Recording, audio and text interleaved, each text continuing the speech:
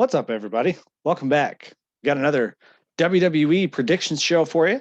I did just drop another predictions show on Impact's Under Siege that is also this weekend. So if you've not watched that and you're an Impact person, please go give that a watch. Even if you're not, just go give it a watch, or even just click on it, tap that thumbs up, and give it the view count anyways, even if you don't actually watch it. Trying to get those watches up. So also, feel free to tap that bell for notifications after you tap the subscribe. And if you're interested in discussing wrestling with me, feel free to follow me on Twitter at AngryBeaver1127. I'm also Tuesday nights on a Wicked Crazy Pinfall show. You can find that on Throwback's channel, which is at Throwback27. We will be moving our show from Tuesday to Thursday in the next couple of weeks as a result of the whole TV switching of days and everything that's gone on in the last couple of weeks. So going to move that flagship show from Tuesday nights to Thursday nights. So if you're ever wanting to interact with us, we do a wrestling show where we just kind of talk about the week that was in wrestling, and we're pretty interactive with chat. So if you ever come in and join our chat room and just kind of leave messages, we'll interact with you and have a good old time talking about wrestling. So now that those plugs are kind of out of the way, let's get into this card here. We've got WWE Wrestlemania Backlash. You can find this on the Peacock Network this Sunday.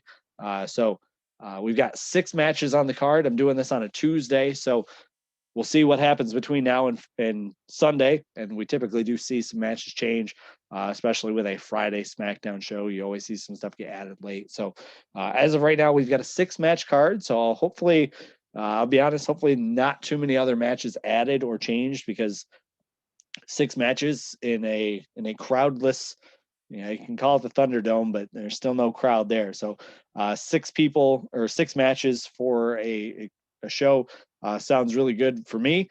So hopefully we don't really see too many major additions to this, because again, the matches are this Sunday, so you don't want to be adding stuff too late. But WWE likes to do that from time to time, so we'll see what happens. But as it currently sits, we've got a lumberjack match, and then we have 5 title matches. So a pretty good, heavily staked card.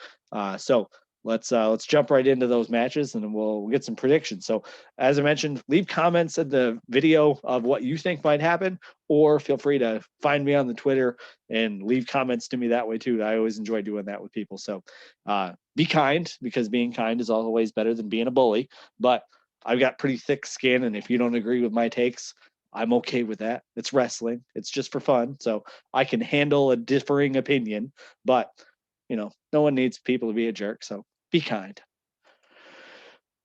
2 guys that hopefully won't be kind, because as much as being kind is good for us, it's not good in the wrestling ring. I hope these guys are very unkind to each other.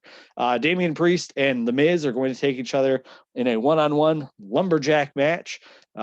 Hopefully this is the last time these guys face each other, because they have faced each other a lot, and this feud dates all the way back to Royal Rumble. And say what you want about long-term storytelling, there isn't much of a story here other than The Miz is annoying and Damian Priest is really good and deserves to be in better feuds than this one. Damian Priest got to pick the stipulation here. He chose for this to be a lumberjack match. He said that he wanted Miz to not be able to escape. I'll be honest, I kind of would have appreciated if he'd have said, hey, you know what? He can't escape a cage. But I also can appreciate the fact that, does this warrant a cage match? Not really. It's not really that physically involved. It's not like The Miz has really created true physical distress for Damian Priest, other than just being a nuisance. But I look at this and think this is an easy spot for some people to beat up on Miz after he's been annoying. And this is a spot for Damian Priest to get a good solid win, and again, hopefully move on to bigger and better things. Like the US title would be a cool spot for him to go. I would like to see him and Sheamus going back and forth. I think that'd be really fun. So I'm going to go Damian Priest to win here, and I don't think anyone will be surprised if that's what happens. Got the tag team titles for SmackDown on the line. You've got the Dirty Dogs that are Dolph Ziggler and Robert Roode, or as Alex Pulowski, if you're a Fightful person, Fightful is a great brand. They've got a guy named Alex Pulowski who does a show on these guys as well, and he refers to them as Ziggler, or he refers to them as Wriggler and Zood, and I think that that's very funny. So, anyways, the champs are going to take on the Mysterios, the father-son duo of Rey Mysterio and Dom Mysterio. The problem is we've seen this match a dozen times already. So as far as this being a cool, fresh match that we've never seen before, this is definitely not that. So I'm going to pick the Mysterios to win, kind of on the same premise of why I picked Damian Priest. Of hopefully they win this, we get this feud over with, and then we can kind of move on to something better. The problem is when you have a title switch, that means they're going to continue to feud. But if you're not going to put these tag titles on the Mysterios now, when are you going to do it? You've done this match a bunch of times already. Let's just do this. Let's get that title switch over with, and then we can do the feud with whatever else they're going to do with that. And we know that Ray's made a lot of push to, hey, let me and my son be tag champions. And I think that's a cool story. I really, really do. But I don't know that it's going to be as fun of a story as we're hoping, because WWE is pushing the story, and we'll see what happens with that. But I do think that at some point you've got to make that tag title switch, and I think that this would be a good time to go ahead and do that. So I'm going to go with the Mysterios to win, and then we'll see what they do with the Dirty Dogs afterwards. SmackDown Women's Championship is on the line with Bayley and Bianca Belair. Months ago, Bianca Belair was one of the hottest things on SmackDown. Not saying that she's not right now. She's a champion. She's fantastic. She's doing good. So before anyone gets overly sensitized to that statement of she was one of the hottest things, there's a story here. Months ago, she was getting some wins. She was really starting to gain that momentum leading up to what eventually became her Royal Rumble run. But she inexplicably lost to Bayley in a match that really bothered me. And the reason it bothered me, not that Bayley's a bad person to lose to. Bayley's one of the longest reigning SmackDown champs of all time. She's a fantastic champion. I love Bayley's heel gimmick. She's one of my favorite people in wrestling to watch right now. But Bayley was on like a 3-month losing streak, and losing to Bianca clean out of a random spot, like it didn't make any sense to me. Now, WWE would argue that that's long-term storytelling, and this is a shot for Bianca to get her redemption. I call garbage because I don't think that they thought that through. But the story is there, so I'm sure that that's what's going to continue to be told. So Bayley's a fantastic champion. Bianca had a fantastic WrestleMania moment that they really pulled out of nowhere, because the storyline leading up to that title match should have been fantastic between Bianca and Sasha. Should have been a really beautiful story, but instead it involved Reginald and can they coexist? And it just was terrible. Now, that said, the match itself, the post-match, all the things that surrounded that, the very beginning of that match was all beautiful. It was fantastic wrestling at its finest. To assume that 3 weeks later we're going to take the title off of Bianca, to me, that doesn't make any sense. So to me, this is a very good spot of Bayley recognizing that, look, I can lose a title match to Bianca Belair and still be okay. Bayley is essentially bulletproof. And I do think that eventually Bayley gets another title run, whether that's on Raw, on SmackDown. I'd even like to see it, maybe even on NXT. But I know that she's got another title run in her somewhere, and I think she understands her role here to propel Bianca into being another star alongside. So to me, this is very simple. Bianca's retaining. Bayley's going to look real good, but Bianca is going to look even better. And I hope that we can get a real good match out of this. I really do think that we will. But again, I think you're going to have your champion retain here. So long-winded answer to a simple question of, well, duh, she's going to retain. But there we are. A match that I am a lot less excited about, which is very frustrating considering the parts involved. Rhea Ripley is, I know I mentioned Bayley being one of my favorites, but Rhea Ripley is also one of my favorites. The idea that they had of, let's create 2 new women's stars at WrestleMania with Bianca Belair and with Rhea Ripley, stars that you had already made and just didn't properly use. But again, that's WWE's narrative that they continue to have. This is a match that should have been really fun, but it just hasn't been built well. It hasn't really been the fun that it should have been, but there is a lot of story involved here. You have the fact that Rhea lost to Charlotte at WrestleMania last year in a match that should not have happened that way. You have the fact that Charlotte Flair is also the one who beat Asuka at WrestleMania a couple years ago to defeat Asuka's streak in a match that a lot of people say shouldn't have happened. I don't know if I necessarily agree with that, because at some point a streak's got to get broken. Charlotte Flair is a top tier athlete. It's WrestleMania. If not then, when? I get all those things. We're not going to have that conversation, but there's that backstory that goes with that.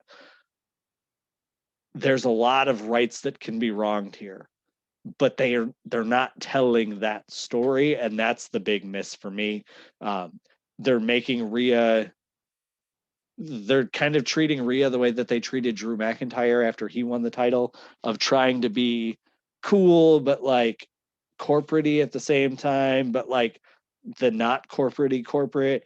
And instead of just letting her just be that cool person who just beats people up and just has that ultimate confidence to them, and they're not really letting her do that. Asuka, her title run wasn't very good. And again, to no fault of her own, they were booking her in tag team matches with Lana. Like, that's not what you do with your top tier champion. The Flair's promos have been fantastic. I like this edgy, angry Flair. I think that works. But the build to this match has not been very fun. I wouldn't be surprised to see Flair win this, because that's what WWE does, is they get everyone to not want Flair to win stuff, and then she wins stuff. And that would put her at 14-time champion, but you're going to make a lot of people upset, and maybe that's what they're trying to do. To me, it makes the most sense to really establish Rhea Ripley as your new champion. Let her pin Asuka again, or let her pin Flair. To me, it doesn't make a big difference who she pins, because if she pins Asuka again, it's, yeah, like, that's who I pinned before. To me, it's a better story if she pins Flair. I don't think that Asuka pinning Flair does as much. So to me, Asuka is probably the one who takes the pin here, and then you can get Rhea and Charlotte in a one-on-one later. But I really, really hope that Rhea wins this one. So as far as my official prediction, I'm going to go with Rhea here. I don't think that there's any chance that Asuka wins this.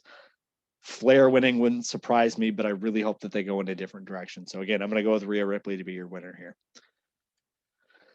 You got another triple threat match for a title.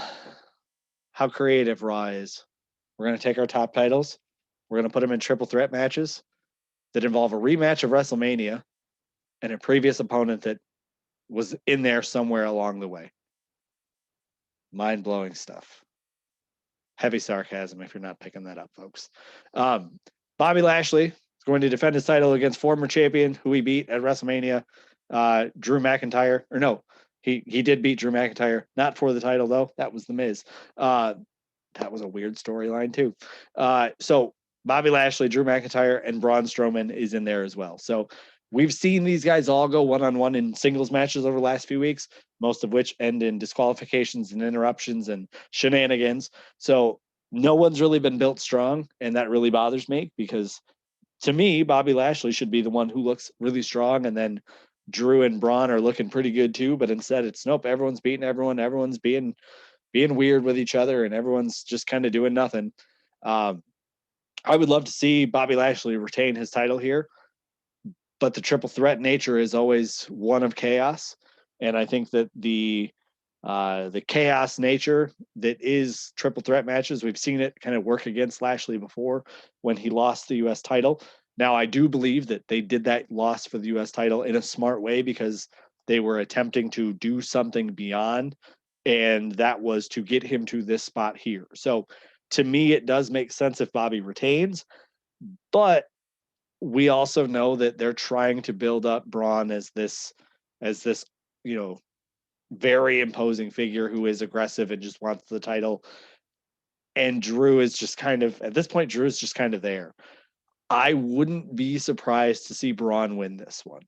I know that would be something that a lot of people would not like, But I could also see that being the exact reason they do it is you're trying to create the heat that is putting the belt on Braun, even though he is a guy that should be a dominant champion, if the champion.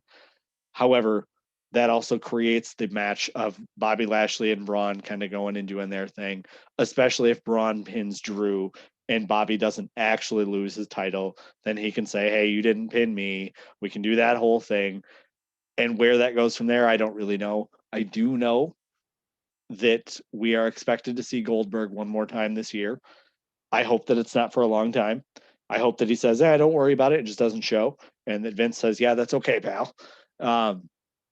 But we know that he's going to be around soon. So I also am very curious of when he comes back. There has been discussion of Goldberg and Lashley. So if Goldberg shows up after Lashley retains, that could be something that's very, very cool. You've also heard the same thing about Brock Lesnar, I'm sure. But again, I look at that and go, you want to do that with a crowd, especially because Brock has been gone for over a year now. And with this not being in front of a crowd, as far as I know, I don't think that you really pull the trigger on those comebacks yet. So we'll see what happens there. Maybe it's a situation where Braun wins the title, Bobby gets it back, and then Goldberg shows up, and then we do something with Goldberg and Bobby Lashley at SummerSlam, because we do have WrestleMania Backlash, and then we have Extreme Rules, and we have Money in the Bank all before getting to SummerSlam. So you've got some time to build to that. So again, I have not read of anything of Goldberg coming back, but I do know that he's got one more match this year. And I do know that he's a guy who tends to like SummerSlam, it seems. So I'm kind of looking at when is he coming back for that. So I could see that being kind of how they play this. So as far as official predictions go, I would love to see Bobby Lashley retain, but I am going to pick against my heart, and I'm going to pick Braun Strowman to be your new WWE champion. And with that controversial take, we move on to a less controversial match that is Roman Reigns, the tribal chief, taking on Cesaro. The storyline with this has really just kind of been that, hey, Jimmy Uso's back. That's fun. There's some controversy within the family. Roman's trying to reestablish himself as the head of the table while Jimmy kind of realizes that things have changed in his absence. And Cesaro's just kind of been there to be a nuisance. And that's a weird role for a guy as big and powerful as Cesaro. But I think he's done a really good job with this. I do not think that Cesaro is winning this. And I think that that's where most people are, is they understand that that's not really his job to win the title here, but he's going to look fantastic. He's going to put on a real good match with Roman, and I am very, very excited to see this one. Cesaro is a guy that deserves a shot like this, and I think he's going to make a lot of use out of this. I will be curious to see how the Seth Rollins thing plays into this. And again, we still have one more SmackDown before we get to this. So I think we're going to see a lot of developments play out here. So I'll be very curious to watch SmackDown this week to see how Seth Rollins plays into this, how Jimmy's new return plays into this, all the dynamics that go into that stuff too. So we're going to see some chaos really start to brew on Friday, I believe, as we head into that go home show. So I do think Roman's winning, but I'll be very curious to see what those new developments are on SmackDown. So as they hit their go home show, we're going to hit the go home on ending this video. So again, follow me on Twitter or on Instagram at AngryBeaver1127. Again, Twitter is going to be the much better place to get wrestling takes for me. I'll be honest, I can't remember the last time I made an Instagram post, but it's there. It's out there. Tap that subscribe button if you'd be so kind. Tap that thumbs up on the video if you'd be so kind as well. Leave some comments on the video. Follow me on Twitter, at me on Twitter. Please be kind.